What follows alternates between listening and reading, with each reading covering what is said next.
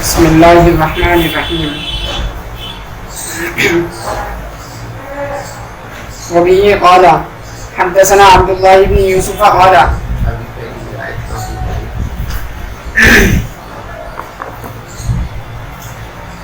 یہ پہلی روایت ہے جس کے الفاظ یہ ہیں انما الاعمال بالنیات. انما یہ کلمہ حصر ہے اور اعمال عمل کی جمع ہے. اعمال عمل کی جمع ہے. اس کے بالمقابل ایک لفظ استعمال ہوتا ہے فعل. فعل اور عمل کے اندر عموم خصوص مطلق کا رشتہ ہے. فعل عام ہے اور عمل خاص ہے. عمل ان افعال کو کہا جاتا ہے جو ارادتاً اور قصداً کسی مکلف کے ذریعے صادر ہوتے ہیں. اس کے بالمقابل فعل کے لیے یہ ضروری نہیں ہے کہ جس سے وہ صادر ہوا ہے وہ مکلف ہو. یہ بھی ضروری نہیں ہے کہ وہ حیوان ہی ہو. غیر ذی حیوان کے لیے بھی صادر ہونے والی حرکات و سکنات پر کبھی کبھی فعل کا اطلاق کر دیا جاتا ہے. تو فعل عام ہے اور عمل خاص ہے.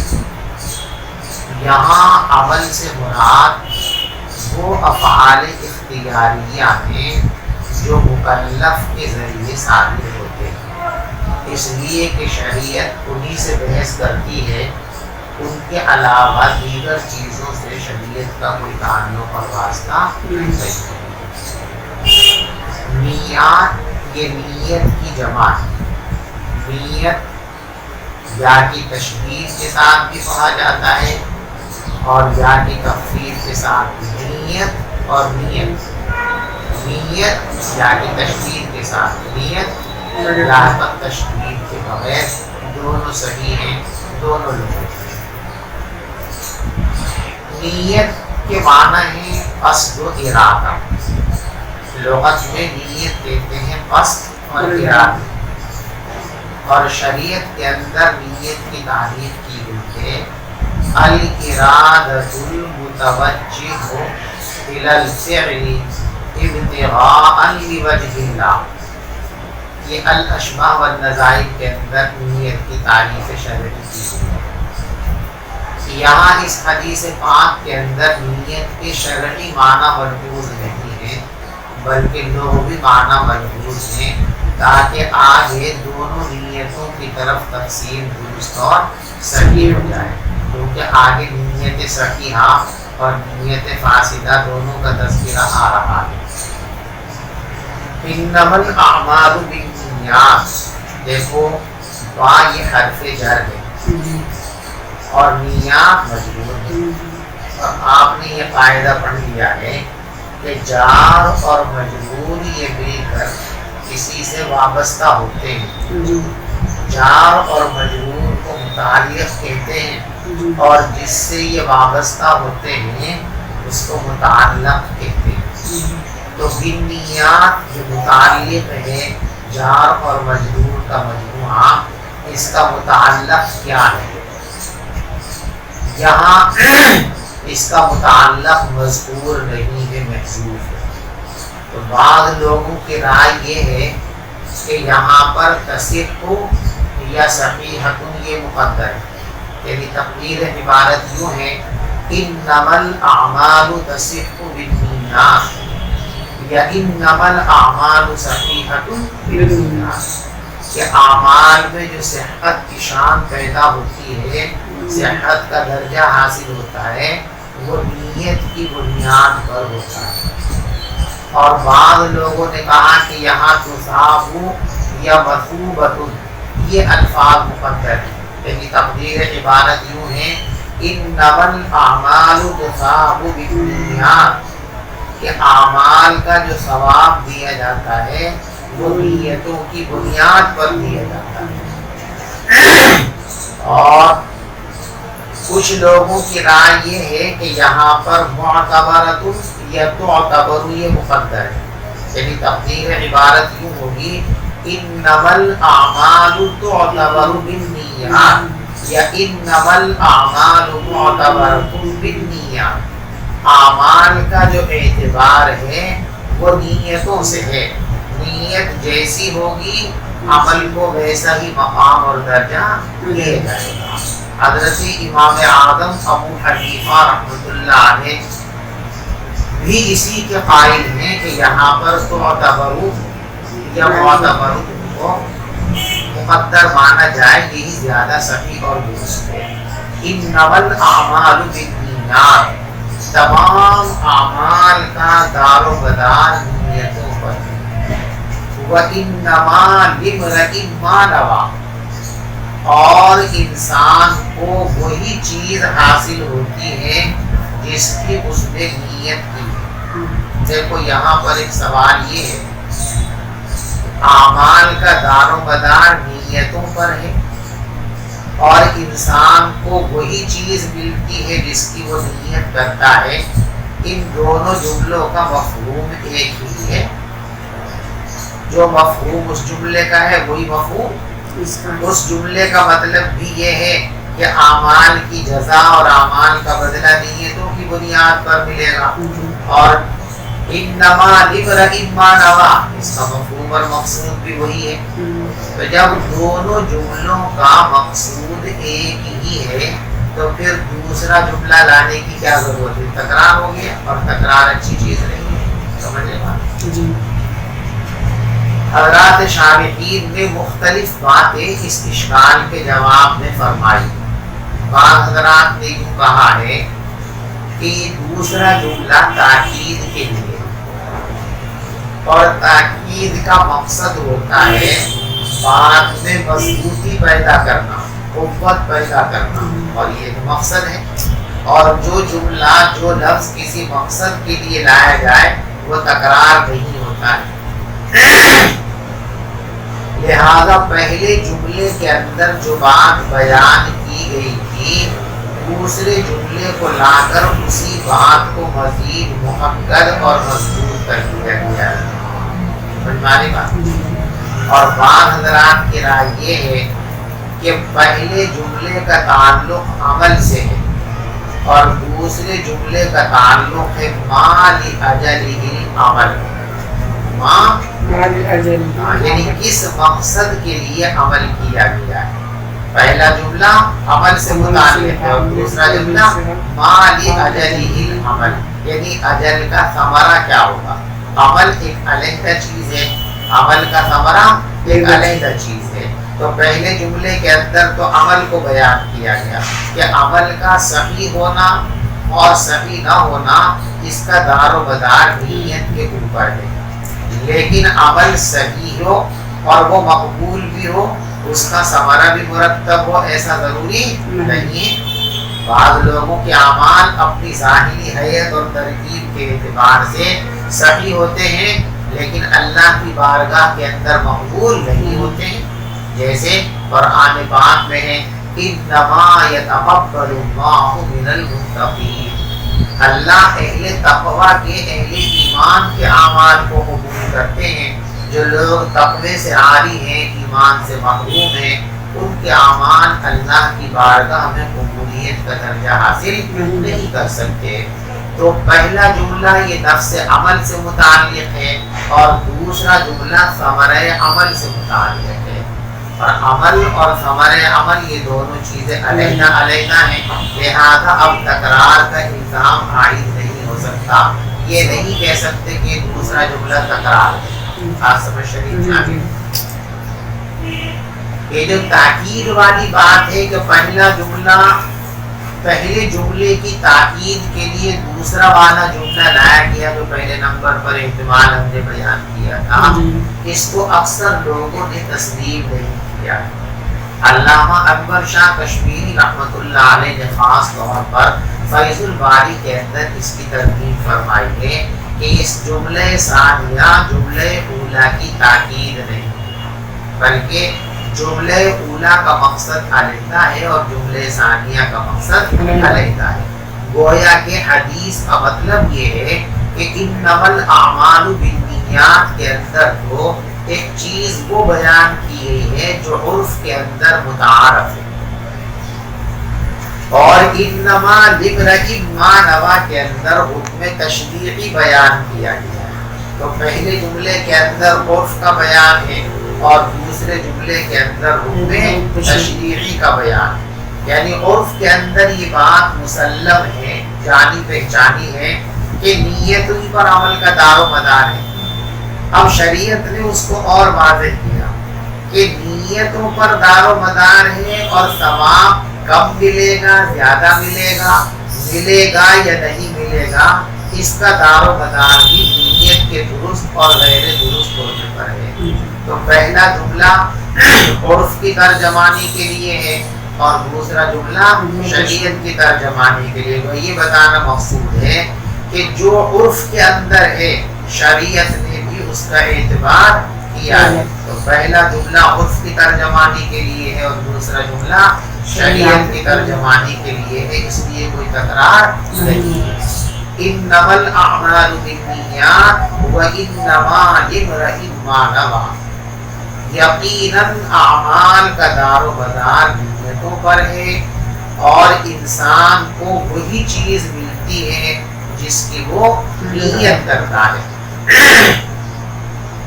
اب آگے اس کی تفصیل بیان فرمائی گئی۔ فمن کانت ہجرتہ الی دنیا یصیبھا، دیکھو میں نے پہلے آپ کو بتایا تھا کہ یہاں حضرت امام بخاری رحمۃ اللہ علیہ نے ایک جملہ حذف فرما دیا ہے، اس کو یہاں ذکر نہیں فرمایا ہے۔ اصل پوری روایت کیوں ہے؟ فمن کانت ہجرتہ الی اللہ ورسولہ فہجرتہ الی اللہ ورسولہ، بس جس آدمی کی ہجرت اللہ کے لیے ہے تو اس کی ہجرت اللہ کے لیے ہے۔ اس پر بھی ایک اشکال کرتے ہیں لوگ کہ شرط اور جزا کے اندر تباین ہونا چاہیے، یہاں تباین فمن کانت ہجرتہ الی اللہ ورسولہ فہجرتہ الی اللہ ورسولہ، دونوں جملے تو ایک ہی ہیں۔ فرق کیا ہوا؟ جب کسی چیز پر حکم لگایا جاتا ہے تو محکوم علیہ اور محکوم بہ کے اندر فرق ہونا ضروری ہے۔ یہاں فمن کانت ہجرتہ الی اللہ ورسولہ فہجرتہ الی اللہ ورسولہ میں ایک جملہ محکوم علیہ ہے، ایک جملہ محکوم بہ ہے، اور دونوں جملے ایک ہی ہیں، تو محکوم بہ اور محکوم علیہ دونوں ایک ہو گئے۔ وہ یوں کہے آدمی آدمی ہوتا ہے، کیا بات ہے؟ پانی پانی ہوتا ہے، آپ نے پانی مفید ہے تو بات ٹھیک ہے، آدمی مکلف ہے تو بات ٹھیک ہے، یعنی محکوم علیہ علیحدہ ہوتا ہے، محکوم بہ علیحدہ ہوتا ہے۔ فمن کانت ہجرتہ الی اللہ ورسولہ فہجرتہ الی اللہ ورسولہ کے اندر محکوم علیہ اور محکوم بہ دونوں ایک ہیں، اور یہ بات درست اور صحیح نہیں ہے۔ اس کا جواب ایک تو دیا گیا ہے کس طرح کہ حکم لگانے کے لیے من کل الوجوہ تغایر ضروری نہیں ہوتا ہے، من وجہ تغایر ہو وہ بھی کافی ہے، یعنی اگر کہیں حیثیت کا تغایر ہو گیا، زمان کا تغایر ہو گیا، مکان کا تغایر ہو گیا تو کافی ہے۔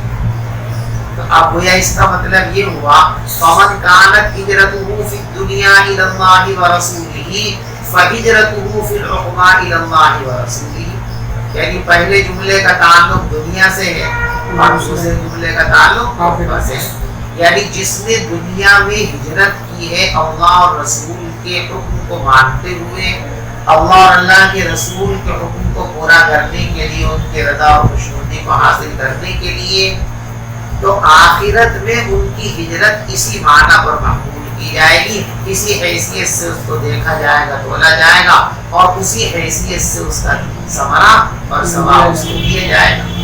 تو اب پہلے جملے سے مراد کیا ہے؟ پہلے جملے کا مکان ہے دنیا اور دوسرے جملے کا مکان ہے عقبہ، اور مکان کا اختلاف ہو گیا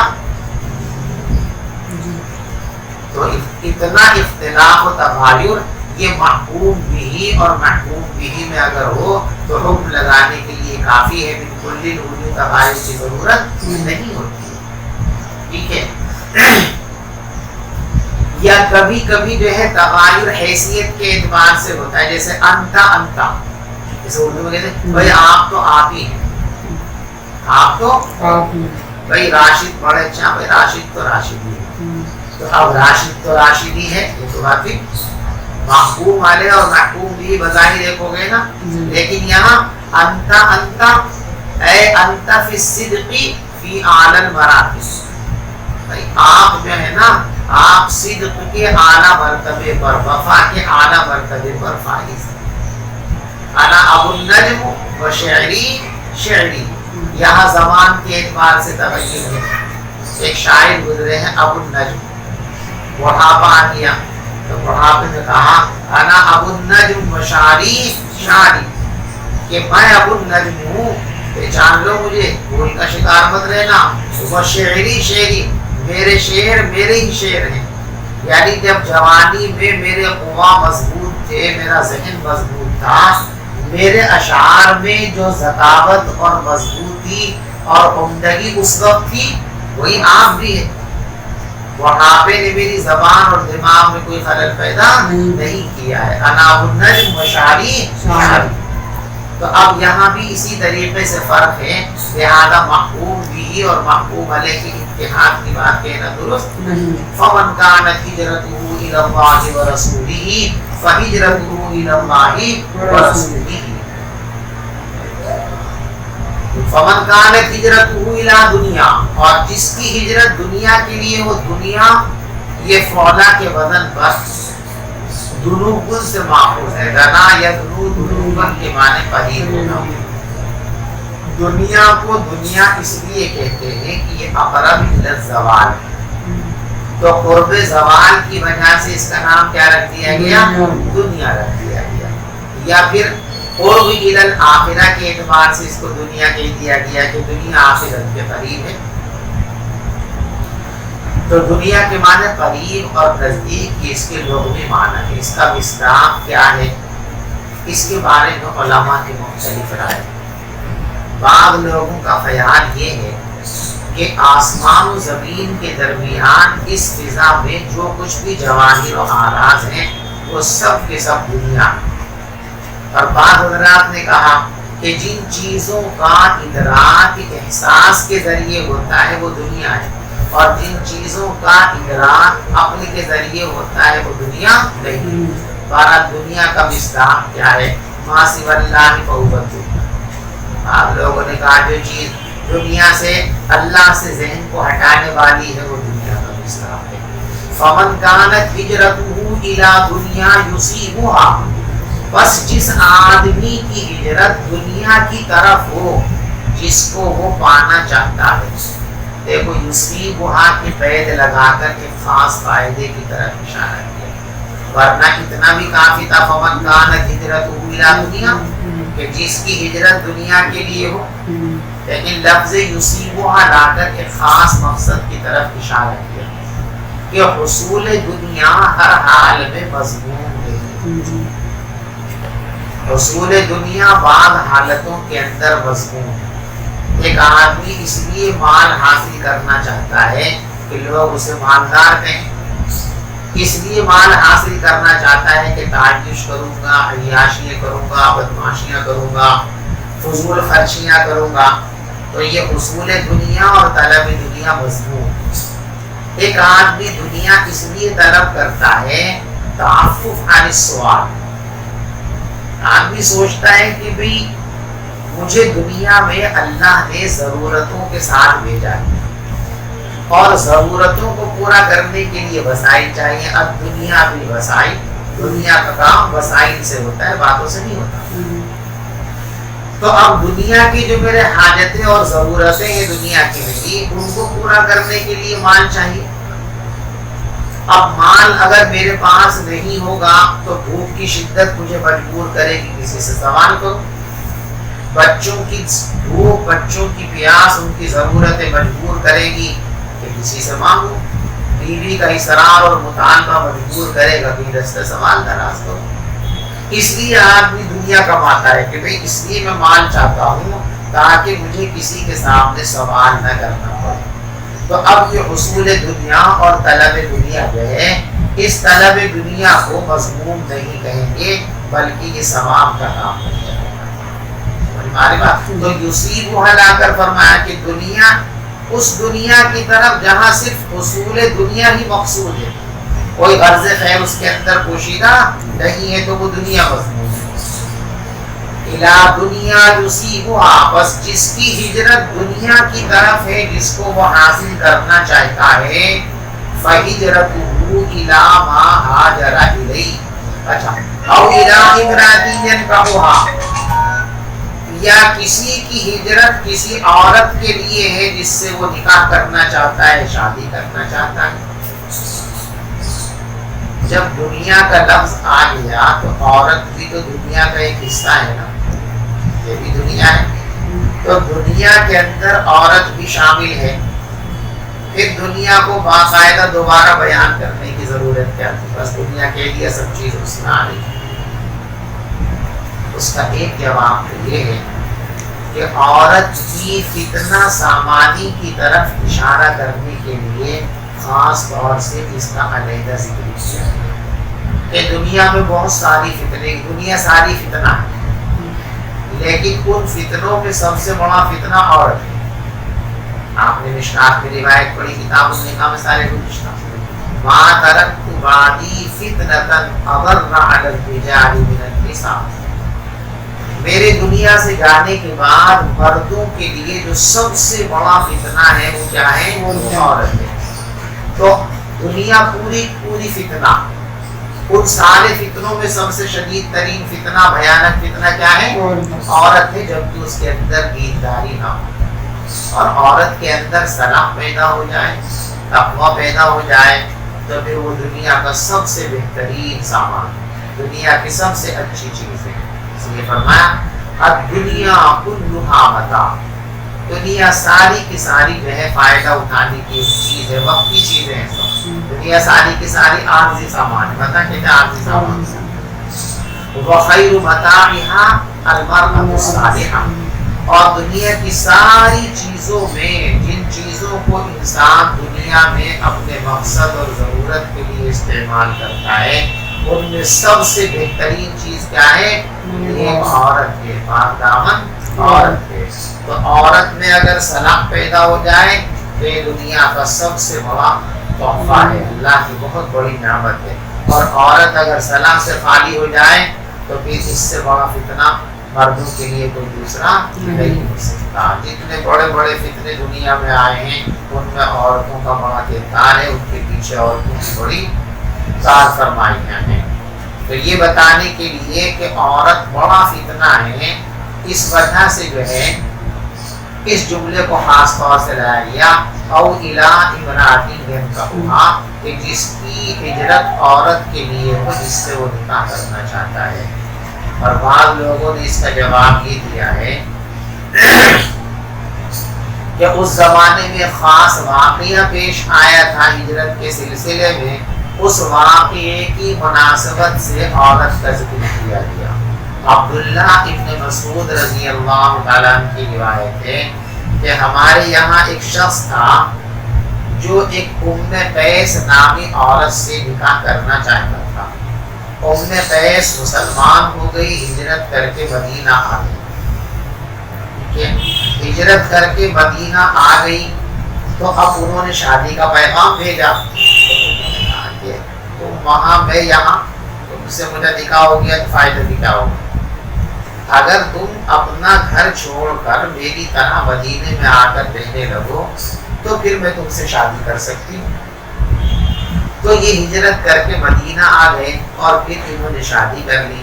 اسی لیے لوگ ان کو کہا، عبداللہ فرماتے کنا مسمیہ مہاجر ام قیس، ہمارے یہاں ان کا نام بھی پڑ گیا تو مہاجر ام قیس، کہ یہ وہ جناب ہیں جو ام قیس کی محبت میں اور ان کو بیوی بنانے کے لیے، ان کو پانے کے لیے ہجرت فرمانے والے ہیں، مہاجر ام قیس۔ تو اس خاص واقعے کی وجہ سے عورت کا ذکر کر دیا، ورنہ دنیا کے تذکرے کے اندر عورت کا ذکر بھی ضمناً شامل تھا، علیحدہ سے ذکر کرنے کی ضرورت نہیں تھی۔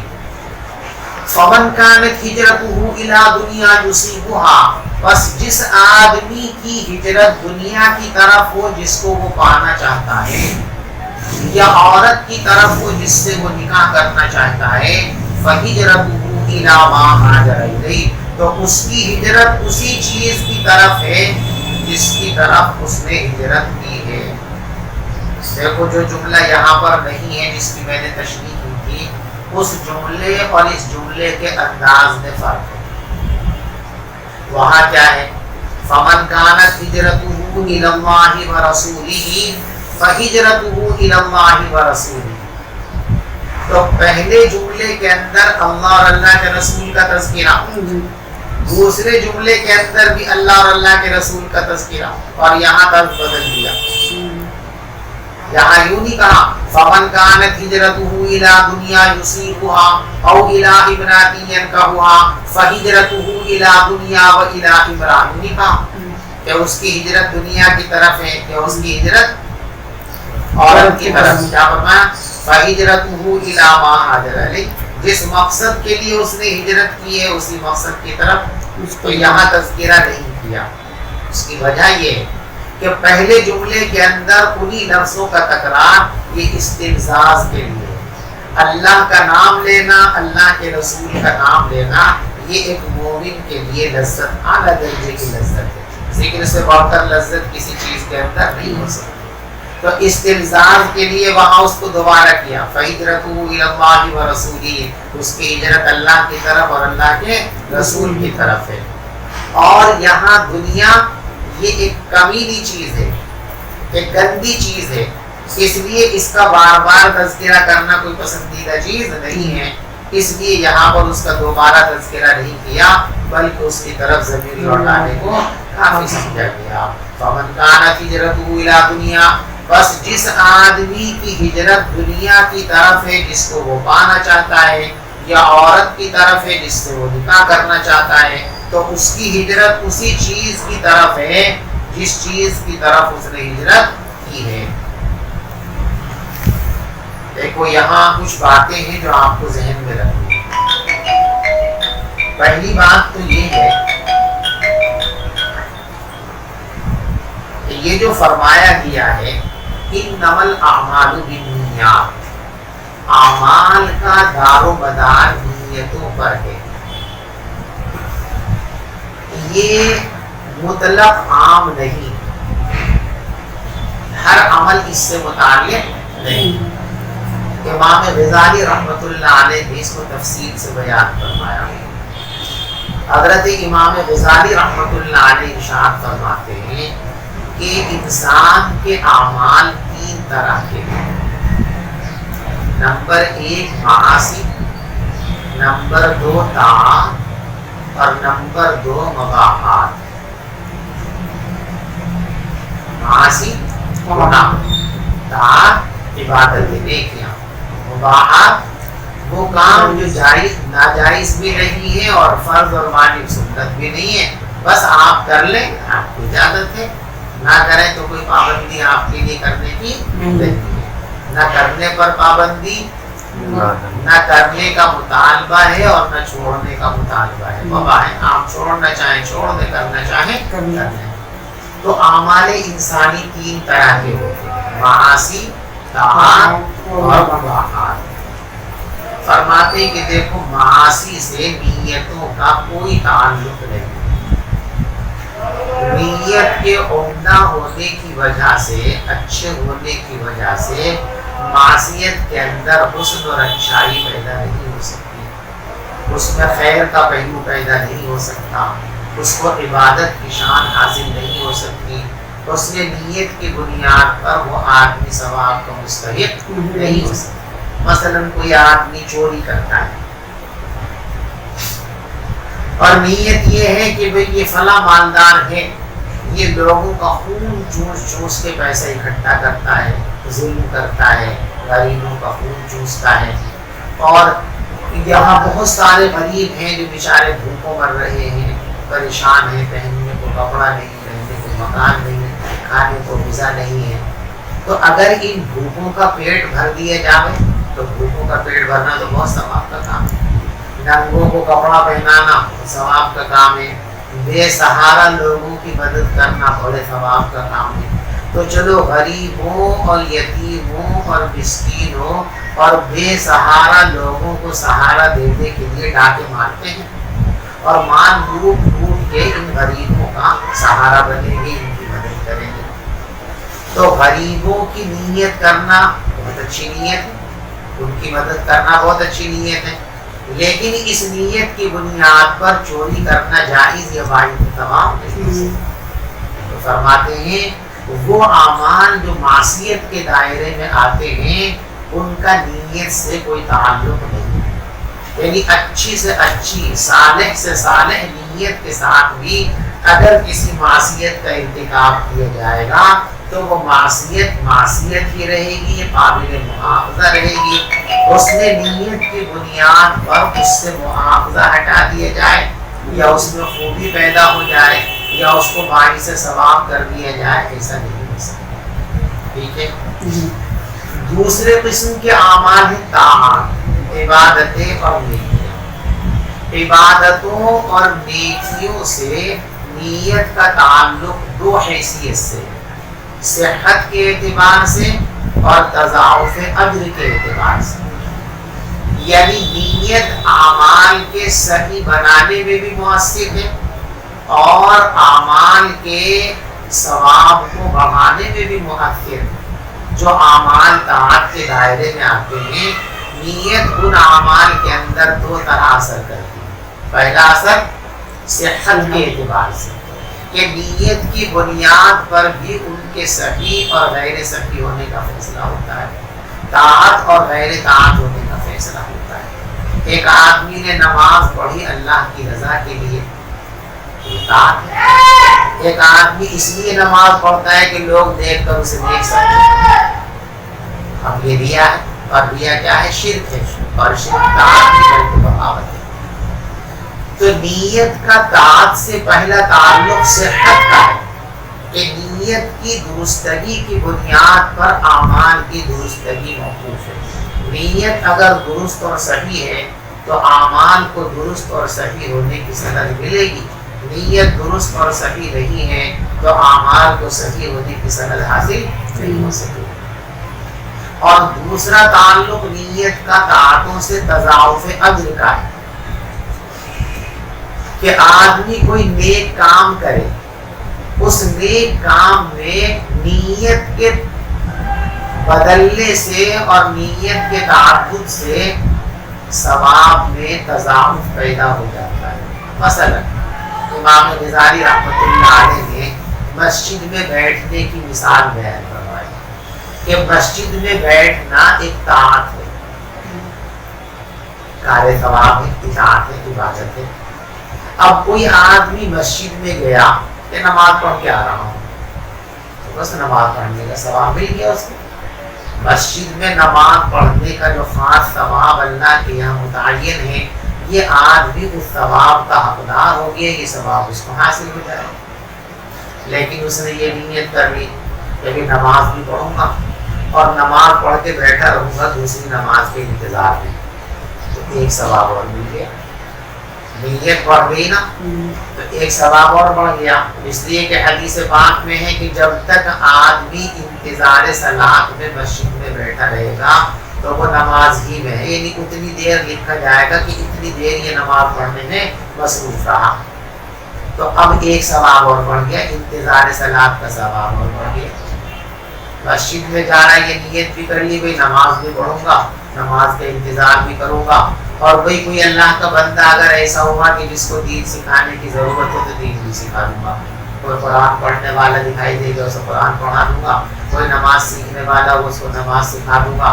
ये नीयत भी साथ में करी तो अब तालीम में खैर का सवाब इसके नाम है अमाल के अंदर ही दिया गया। आदमी सोच रहे यार जहाँ बैठूंगा तो फालतू बातों में लगेगा, वो जाके बैठ जाएगा, गीबत करेगा, चुगली करेगा, कहीं से कानों के अंदर गाने की आवाज़ आएंगी, कोई इधर से गुजरेगा उस पर निगाह पड़ेगी, और मस्जिद में चला जाऊंगा तो इन तमाम चीज़ों से महफूज हो जाऊंगा।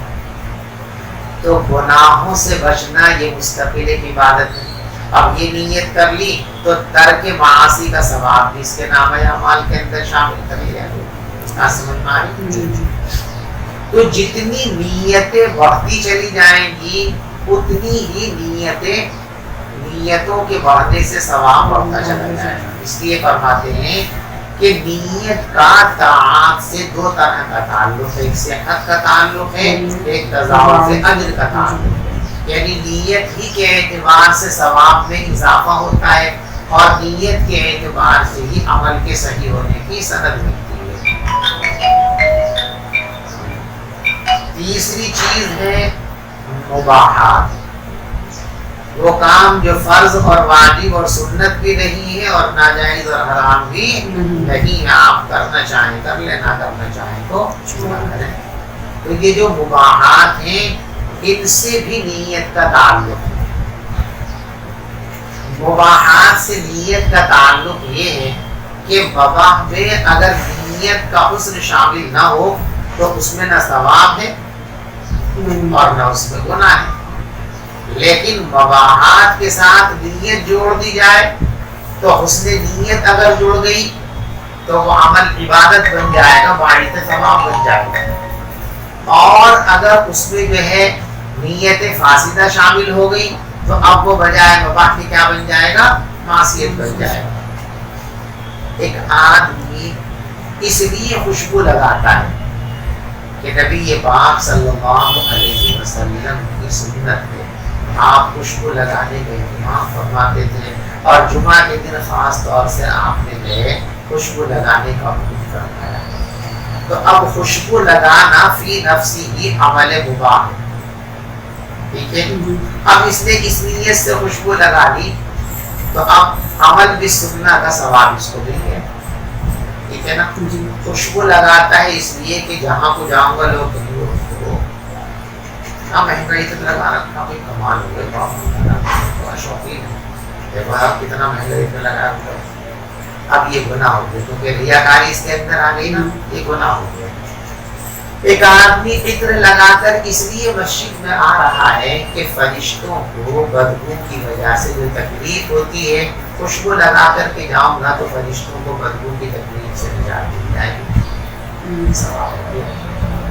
مسجد میں جو لوگ بیٹھے ہوئے ہوں گے ان کو خوشبو ہوگی تو وہی خوشبو سے ان کو ذرا اچھا ہوگا، ان کو راحت ملے گی، تو لوگوں کو راحت پہنچانے کی نیت ہوگی، اس میں بھی ثواب مل گیا.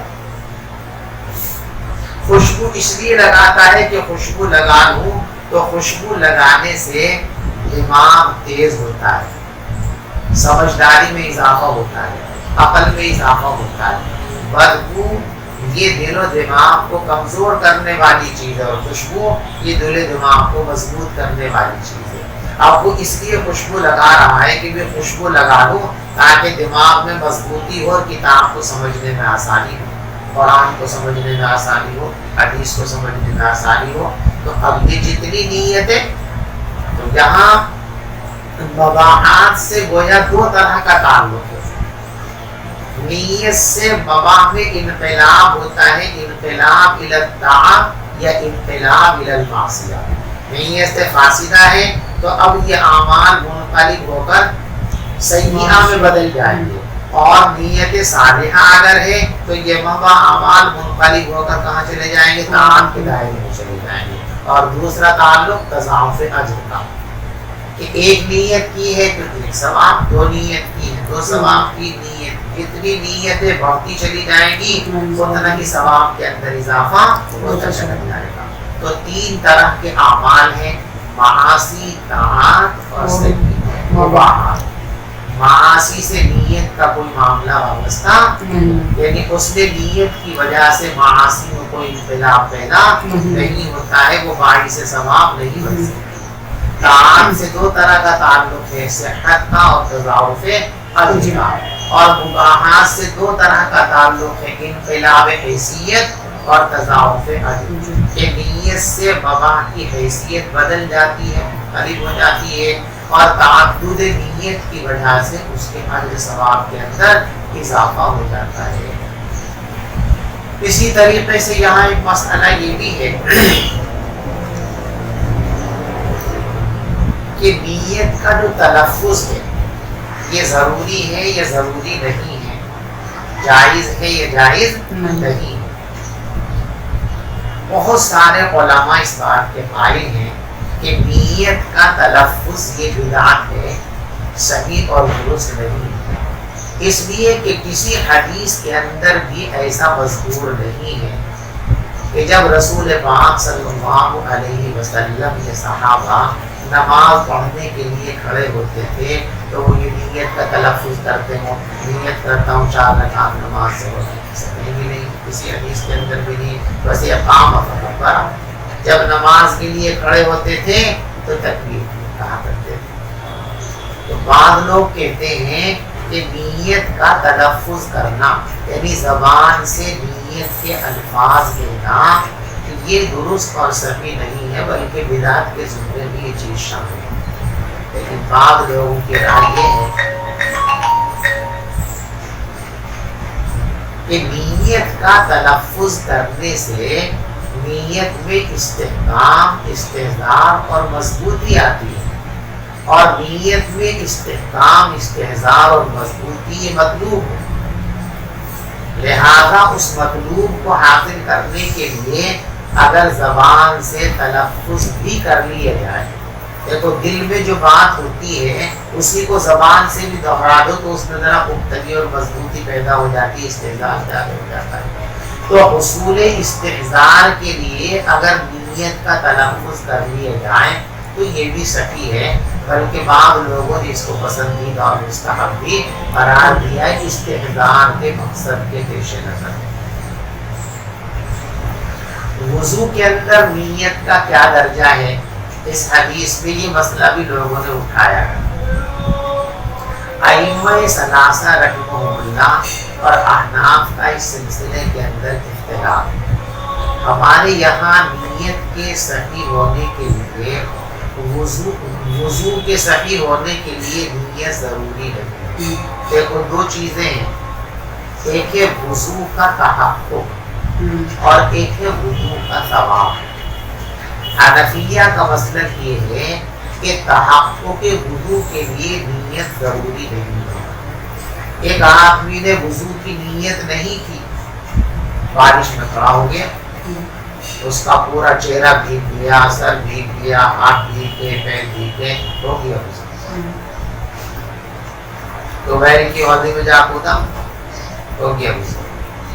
غسل کی ضرورت تھی، کلی کی، ناک میں پانی، ایسا کودا حوض میں کہ اس کے منہ میں بھی پانی چلا گیا، ناک میں بھی، وہاں پورا بدن بھی بھیگ گیا۔ نہانے کے ارادے سے نہیں کودا تھا۔ ایک آدمی کو غسل جنابت کی ضرورت ہے، دوستوں کے ساتھ کھڑا ہوا تھا ٹویل کے پاس، دھکا دے دیا کسی، جا پڑا، پورا بدن بھیگ گیا، ناک منہ میں پانی چلا گیا، پاک ہو گیا۔ یہی اس کا بھیگنا اور ڈوبنا یہ غسل ہو گیا۔ علیحدہ سے غسل کو باقاعدہ نیت کے ساتھ کرنا ضروری نہیں ہے۔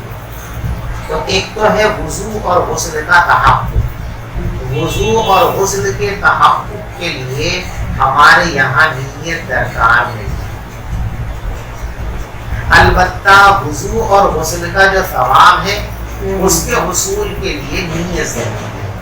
تو 2 چیزیں ہیں، ایک عمل کا تحقق وضو اور غسل کا تحقق اور وجود، اور ایک ان پر مرتب ہونے والا ثواب۔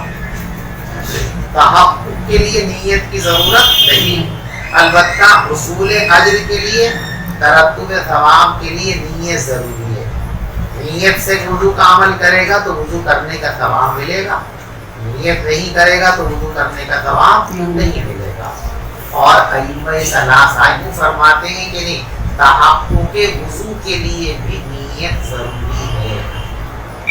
ان کا کہنا یہ ہے کہ جب آقا نے یوں فرما دیا انما الاعمال بالنیات، ہر طرح کے اعمال کا دار و مدار نیت پر ہے، تو وضو ایک عمل ہے کہ نہیں ہے نا، غسل ایک عمل ہے کہ نہیں، اور جب عمل ہے اور ہر عمل کے لیے نیت درکار ہے تو ان کے لیے نیت درکار ہے، لہذا نیت ہوگی تو ان کا تحقق ہوگا، اور نیت نہیں ہوگی تو ان کا تحقق نہیں ہوگا۔ حضرت امام اعظم ابو حنیفہ رحمۃ اللہ علیہ فرماتے ہیں کہ دیکھو اعمال کی دو حیثیتیں، دو طرح کے اعمال ہوتے ہیں، ایک ہے عبادات مقصودہ اور ایک ہے عبادات غیر مقصودہ۔ عبادات مقصودہ کے لیے نیت ضروری ہے، بغیر نیت کے عبادات مقصودہ کا تحقق نہیں ہوگا۔ جیسے نماز عبادت مقصودہ ہے، آدمی نے نماز کا ارادہ اور نیت تو نہیں کی، بس کھڑا ہوا ہے پورا قرآن بھی پڑھ دیا کھڑے کھڑے، نماز نہیں۔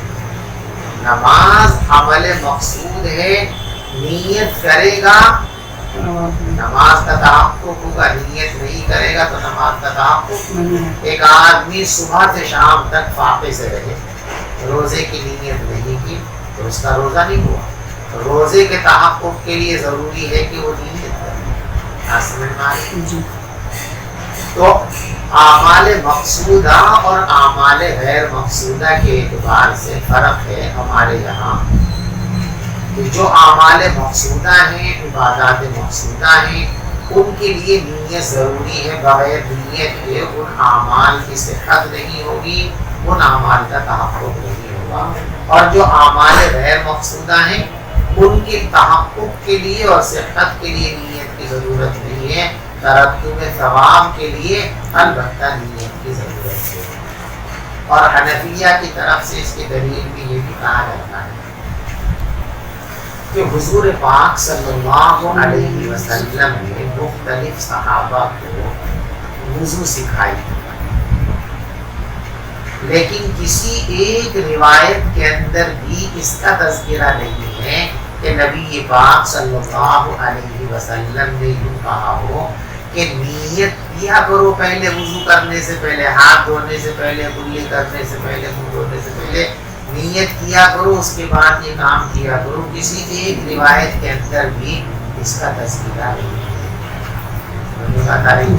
اگر نیت ضروری ہوتی، نیت شرط ہوتی، تو جہاں آپ نے وضو کی اور غسل کی تعلیم دی ہے صحابہ کو، ان میں کہیں نہ کہیں کبھی نہ کبھی کسی نہ کسی حدیث کے اندر تو ایسا ہونا چاہیے تھا کہ آپ اس کی وضاحت فرماتے، لیکن کہیں بھی اس کی وضاحت مذکور نہیں ہے۔ یہ اس بات کی دلیل ہے کہ ان اعمال کی صحت کے لیے اور ان کے تحقق اور وجود کے لیے نیت ضروری نہیں ہے۔ ہاں البتہ ان پر ثواب مرتب ہو، اجر مرتب ہو، اس کے لیے نیت کی ضرورت ہے۔ نیت کریں گے تو ثواب ملے گا، اور نیت نہیں کریں گے تو ثواب نہیں ملے گا۔